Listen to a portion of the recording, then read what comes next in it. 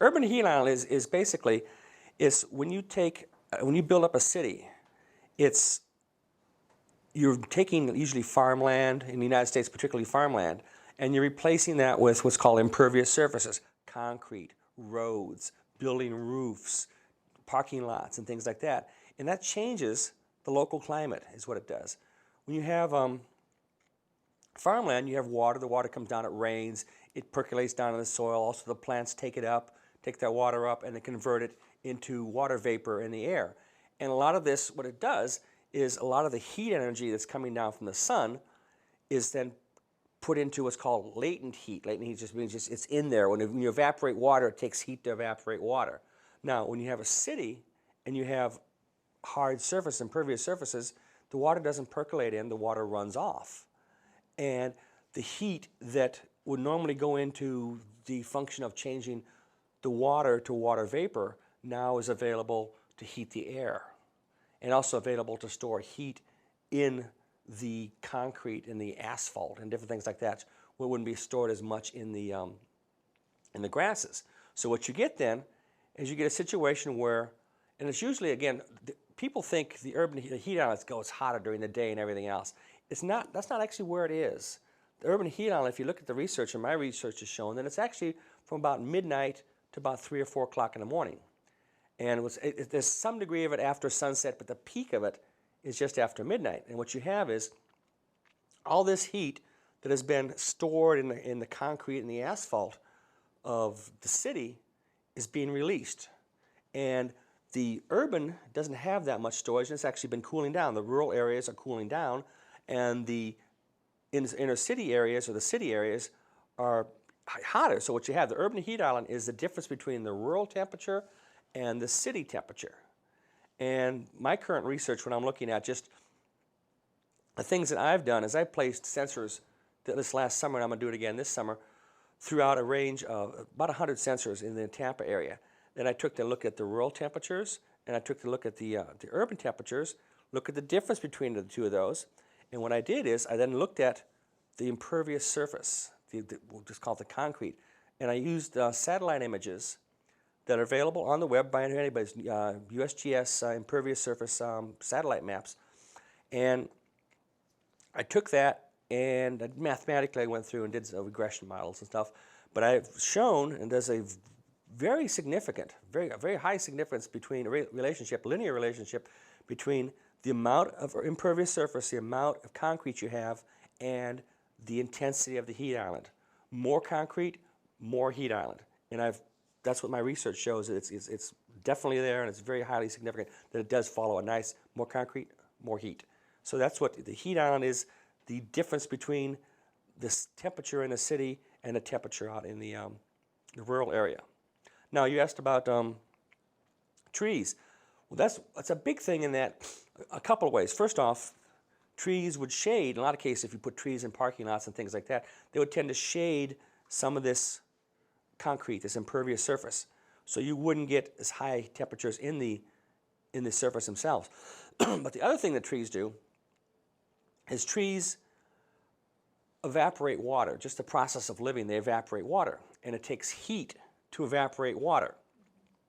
So this is heat that would be going someplace else to heat up the atmosphere or heat up everything else. It goes in trees, it evaporates the water, and it's actually cooler. That's why you feel cool underneath a tree, because they're evaporating all this, they're taking up all this heat to evaporate the water, and that's why you feel the coolness under the tree. So if you have green spaces in the area, in a particular area, what it's going to do, it's going to effectively reduce the air temperature, the apparent temperature in the city in that particular area.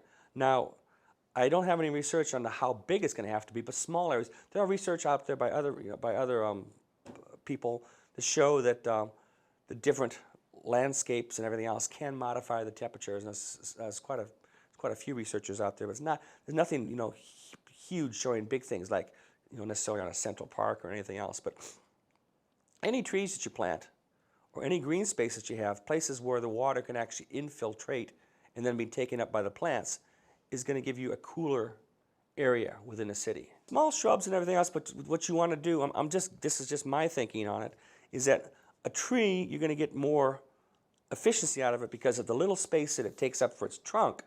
you get a very large canopy. Versus if you just plotted a little piece of grass in that 2 by 2 or 1 meter by 1 meter area, it's only going to be able to take up so much water and evaporate so much water. Whereas you have a tree in it, pardon me, in that same area, you're going to have the branches coming up and the tree going out, it's providing shade and taking up lots more water out of the ground and transferring it up into the air and using that heat up to vaporize the water rather than to heat up the urban surface. So trees would be better. The situation is a lot of times some of the difficulties in the research have been people have not put out lots of sensors. They've made these projections and everything else on a minimal amount of sensors, 10, 15, 20, 25 sensors over a whole multi-county areas. So they don't really get a look. They see the heat island, but they can't really go down and identify the function. Now, pardon me, some researchers have been using satellite images and the infrared portion of the images and looking at it, and they can see what the land surface temperature is. The problem with that is the land surface temperature and the air temperature, they're not the same. And as people, we feel the air temperature is what we feel. And there's never been anybody that went and actually did a good correlation or a good between how much the concrete and everything else. And as a percent of concrete, I have taken it down to a formula such that it's been derived from my data that if you have this percentage of concrete in a particular area within, say, a 50-meter radius, you can expect your temperature to be X number of degrees warmer in the nighttime than any place else. So it's really, there hasn't been, the research into the detail mechanism of it is still lacking. Well, some things though you have to realize that people always think of an urban heat island as bad. An urban heat island can be good too, in respect in that in the winter months it reduces heating bills in such a particular amount. It actually will reduce the, it's going to keep the area warmer. It's going to reduce the heating bills. It can reduce lots of stuff. It'll keep the streets warmer. It can reduce the amount of snow on the ground, reduce the amount of salt you have to put down in northern climates. So it can be good, and it's actually been shown that some of these things actually produce. Well, my big concern, particularly with the Tampa area, is the second half of my research, what I'm doing right now, is looking at these impervious surfaces and do they affect our precipitation patterns here in Tampa and here in Florida. And what I'm concerned with is that as the city's expanding, we are moving our precipitation. And if we move it too far outside of the city, we get past the kind of the Brooksville Ridge there, and all of a sudden we're in a very drought situation in Florida. So I'm actually looking at the 2015, pardon me, the 2015 Hillsborough County land use map, and I'm looking back at 91, 95, 2002, and looking at how the precipitation may have changed versus how much more pavement we've put in. And I'm concerned that as we build more and more and more, we may be moving the precipitation pattern further and further away from the city. If we move it too far, the rivers start running toward Orlando rather than toward Tampa. So that's a big concern of mine. And another thing associated with the heat island, that's why I'm concerned about the heat island and precipitation. What you get with the heat island, you can imagine it kind of as a cap. It's a warm, if you were to project this thing, it's an interesting way to do it in computer graphics and to do with how I do it, what's called, it's GIS, a Geographic Information System, is you can actually you take, say, the data, and you would represent a higher temperature as a higher bubble up in elevation or something else, and such that what you see, as you could then see a three-dimensional, where you see kind of a bubble with undulations in there. And what happens is, as storm fronts move in or winds move in, they hit this bubble, and what they do is they pass around it, and they come together down the backside of it. And what you end up doing in a lot of the research back into the 70s, in fact, the big study was called Metromex in St. Louis. It was a 5-year study, showed that urban areas tend to concentrate, or the rain tends to go around them and concentrate the rain downwind. In this particular case, in St. Louis, over in Illinois, there's a very big increase in rain about 10 to 15 miles outside of the city, downwind of the city. Now, there happened to be some good aspects in that they found that it raised the actual crop production in that particular area because of that. But what you do is you get a decrease in the rain, necessarily in the city. And my concern is if you push that, again, the rain that's converging on the backside of it too far out past the green swamp here in Tampa or someplace else, that we could be in a big rain deficit on this side. Our rivers and everything else where we pull water from could cause a problem. So it's got some good aspects, and it's got some bad aspects. I'm really strictly focused on identifying, because you have to have the basic information first. People can say, okay, well, cities are hotter, they cause these problems, and everybody else can speak about green spaces and everything else, what it does. You need the basic research that shows this is the relationship. Once you have that basic research showing this is the relationship, then you can say, okay, I've got a basic, formula for how much impervious surface you have is how much increase in temperature you can see. Then you can take that and say, okay, if I reduce the amount of impervious surface, if I put trees out there or something else that's covering and shading this impervious surface, I can expect a decrease. But until you have that base telling you how much your city is really affecting you, you can, people, especially politicians, you can take numbers and put them any way you want. And until you have that base information showing you can do this, then you've got something to go on and say, okay, if you pave over this whole thing, make the shopping center pave over this whole particular area, don't put any trees in the parking lot or anything else, this is how much you're going to affect the temperature. And once you know that, other people can take that information and say, okay, well, we've got a heating and cooling specialist, an air conditioner person can say, okay, well, I've got approximately a 2 degrees or 3 degrees Fahrenheit rise in this area. How much is that going to cost me in money? How much more am I going to have to run my air conditioner to reduce that temperature down? If I'm starting at a higher temperature and I'm trying to cool, how much extra money is going to take me when I'm starting at 84 degrees versus starting at 81 degrees? So then other people can take that and can expand upon and show you the economic differences. And we can do there are some things, a lot of things you can do to mediate it. And in fact, just plain our choice of building materials, not just green spaces, can do a lot. You choose a lighter colored roofing material. It reflects more of the sun. Not so much if it goes into heat, it's reflected back out. You pick your paving materials or something else like that versus a very dark paving material versus a light paving material. You get a lot less heat. So the proper selection of materials, building materials within a city can have a large impact on the heat island. What you have, that's looking at a thing called surface roughness when the wind's blowing across. Now, my research isn't looking at surface roughness. I've looked at it in general, but I didn't choose to take my research in that particular area. The reason I didn't is because the available information for the Tampa area is very sparse. I needed information that could actually accurately tell me what these elevations were. We don't have in Florida that I've been able to find. We may have, it's a thing called LIDAR data. It gives you very accurate elevation. So you can tell, you can actually plot it out and see the different heights of the buildings and stuff. And you need that kind of data to be able to actually see or say where the wind shadow is, where, if you're behind this building, it's just like driving a car down the road. Right behind the car is a low pressure area. The wind is going around the car. So in close, you don't get any wind back in there. It's really much, a little bit, but it's very, very, it's a lot less. And without that information for Tampa, we can't make any exact predictions. We can say we know that based on looking at other cities that have a little bit better data, that yes, this is causing a turbulence in the atmosphere. It's causing changes in the wind pattern. And one area I'd like to do future research on, whether I don't know if I have the time or the money, is the effect that these high-rise condos that we have on a beach now. You go over to Clearwater Beach, we've got nothing but high-rise condos. And technically, if you're looking at it from a geographic perspective, there's a thing called orographic lifting. It's a fancy name, nothing more. The wind hits the condo, it's pushed up. Okay? That pushing up of the air like that can cause changes and can cause changes in precipitation on the backside.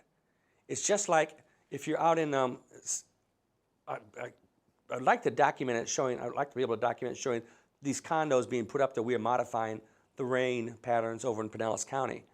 That's an area of future research, but it's just nothing more than like if you're out in California You got the Sierra Nevadas. As the winds come across, they come up the mountains, and basically they rain down, and on the backside of it, you get a rain shadow. So, are we actually, by the way we're building, we're basically building a dike, a dam of 30, 40 stories, 400 feet high there. Now, as far as recreational activities, I happen to be a sailor also, and well, I guess I say this, I don't know who's going to see this, but I curse those condos over there because they mess up the wind, and especially if you're sailing in intercoastal water, they make a dead zone, just like behind a car. So there's all kinds of effects. Yeah, it creates your urban canyons, and it creates different things, and it creates. Well, urban canyon is just imagine you have lots of high-rise buildings. Just go downtown Tampa and try to go on some of these buildings, try to see the sun somewhere, or something else. What you do is you get during the day, the sun beats on these buildings. Now they're concrete; they're going to absorb more heat, and what you end up getting, it's a very complex relationship. But you get during that you get the heat coming off of this building, reflecting off of this building, and you can get hot areas built up down in the city because of the structure of these buildings and because of the heat that's stored in these buildings. And when the sun goes down, when it's getting in the afternoon, these buildings start radiating heat, and they can actually concentrate heat in the downtown areas. Rooftop gardens particularly, yes, rooftop gardens. Big thing with rooftop gardens, first off, you're now effectively putting back in areas, just kind of like agricultural areas, different things like that. You're putting back area where there's soil, and when you have this removal of this evapotranspiration, this water vaporization, and it's going to lower your temperatures. First off, you don't have that hunk of whatever the roof surface is absorbing more heat, causing the water to run off. Now you have the water being infiltrating to whatever these rooftop gardens are. You have the trees. And yes, rooftop gardens would be nice.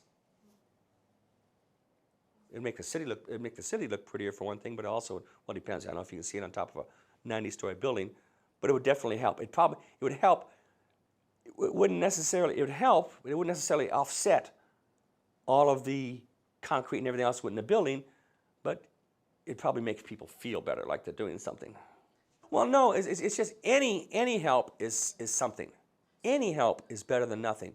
Putting up anything up there is going to do a little bit.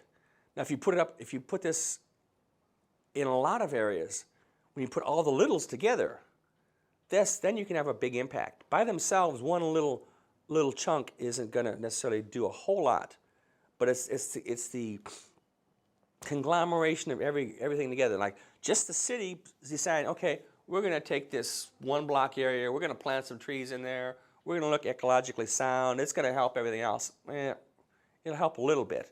The key is a bunch of little things, actually, in my belief, a bunch of little things actually help out more when you put them all together, when you put a program together of planting trees on the sidewalk areas downtown, planting different areas, planting shrubs. Just don't make it solid concrete across the thing. All those efforts put together, I think, actually have a bigger impact than just somebody saying, okay, this year we're going to put this, look what we did, we put this park down here, oh my goodness, we're so good, ecological, and everything, it's Earth Day. No, it's the combined, continuous effort of putting green spaces back into cities. Yes, use the appropriate building materials when you do it. You can reduce that by using the appropriate building materials. But in addition to that, and there are other benefits that people don't even think, especially where the heat island affects it too, but trees produce oxygen. We kind of need that to breathe. Trees filter different types of things. So just the putting trees in, or trees or landscape or anything else in the city helps us as people. Yeah, it's really hard. That's some of the times transferring what is very technical to people. All you have to do is take somebody, or even doesn't make a difference. Take somebody in Florida here especially. Open your car door after it's been sitting out in the sun all day. It's hot in there. But even more than that, people say, well, that's kind of the greenhouse effect. Take somebody, stand them in the middle of the parking lot out at some local mall. Do they feel hot? Move them over to a grassy area. Do they feel cooler in the grassy area or anything else than they did standing on the asphalt in the parking lot? That's the difference between different surfaces, between a more rural type of surface and a city type of surface. And ask anybody that's in the inner cities in the summers Is it hotter at night? Is it impossible to sleep there? They know. Now, it just so happens the people, this might get political, just so happens the people that make decisions don't happen to live in the inner city, don't happen to experience that. They're out there with their lush green lawns and everything else. So they're not going to experience. But ask anybody in the central cities area what it feels like on a summer afternoon, a summer evening, and they'll tell you it's hotter. Well, let me put it this way. I know what the effect of putting concrete in there is. So you should be able to take that and just work it backwards. What's the effect? You know the effect, if I have 100% concrete in this particular area, you know what the temperature rises. Now, if I just go back and say, okay, well, I took up 50% of that concrete, I can plug that back in and say, okay, this is what your new temperature should be, and you can see the temperature differences. Or, tree coverage, what's my coverage now? It's the leaf coverage and everything else. And you should be able to say, by reducing the amount of impervious surfaces, you should be able to work back and saying, this is what your effect, this is kind of what the effect you can expect to see from doing this. So it should work backwards. No, what you do is there's actually stuff out there. There's actually paving material now that's porous, that will actually allow some intrusion, like some water percolating into it. And rather than just concrete with something that just goes off, some of the new surfaces in other cities and everything else, there are surfaces that are more effective at allowing water intrusion, water to percolate in the ground and different things like that. Now, one of the problems is it costs more. And then when a city planner is going to say, okay, it costs me X dollars to do. Do you have any names for that? I don't know. You just have to do a Google search on it. I have it in my some of my research articles. People that were looking at more, I'll be politically, more progressive states than Florida. You just have to do a Google search on it and look at some type of more eco-friendly or environmental-friendly pavements or things like that, and you'll see it's actually a material.